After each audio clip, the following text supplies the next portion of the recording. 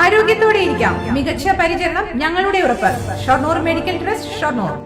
ഒറ്റപ്പാലം നഗരസഭാ ബസ് സ്റ്റാൻഡിലെ പഴയ കെട്ടിടത്തിൽ നിന്ന് ഒഴിയണമെന്ന് ആവശ്യപ്പെട്ട് വ്യാപാരികൾക്ക് നഗരസഭയുടെ നോട്ടീസ്.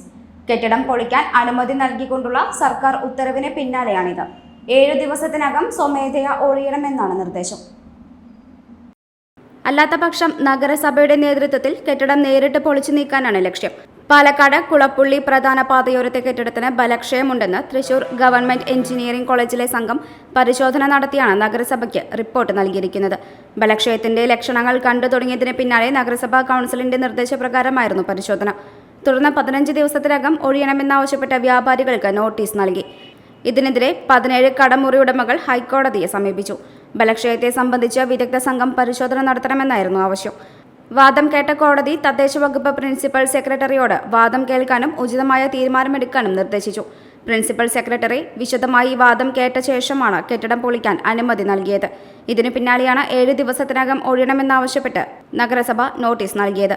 കടമുറിയുടെ താക്കോൽ കൈമാറണമെന്നും വാടക കുടിശ്ശികയുണ്ടെങ്കിൽ അത് അടച്ചു തീർക്കണമെന്നും നോട്ടീസിൽ പറയുന്നു. കെട്ടിടം പൊളിച്ച ശേഷം ഈ ഭാഗം നവീകരിച്ച് ഒറ്റപ്പാലത്തിന്റെ നഗര ചത്വരമുണ്ടാക്കാനാണ് പദ്ധതിയെന്നും പട്ടണം നവീകരിക്കാൻ ബജറ്റിലും പ്രത്യേക തുക വകയിരുത്തിയിരുന്നുവെന്നും chairperson K Janakidevi, vice chairman K Rajesh എന്നിവർ അറിയിച്ചു. കോടതിയുടെ ഉത്തരവും സർക്കാരിൻ്റെ ഉത്തരവും പരാമർശിച്ചുകൊണ്ട് നഗരസഭ എല്ലാ വ്യാപാരികൾക്കും കത്ത് നൽകിയിട്ടുണ്ട്. 7 ദിവസത്തിനകം ഒഴിഞ്ഞു പോകണം എന്നാവശ്യപ്പെട്ടുകൊണ്ടുള്ള കത്ത് നൽകിയിട്ടുണ്ട്. വ്യാപാരികൾ ഒഴിഞ്ഞു പോകുന്ന മുറയ്ക്ക് മറ്റു നടപടികൾ ആരംഭിക്കുന്നതാണ്.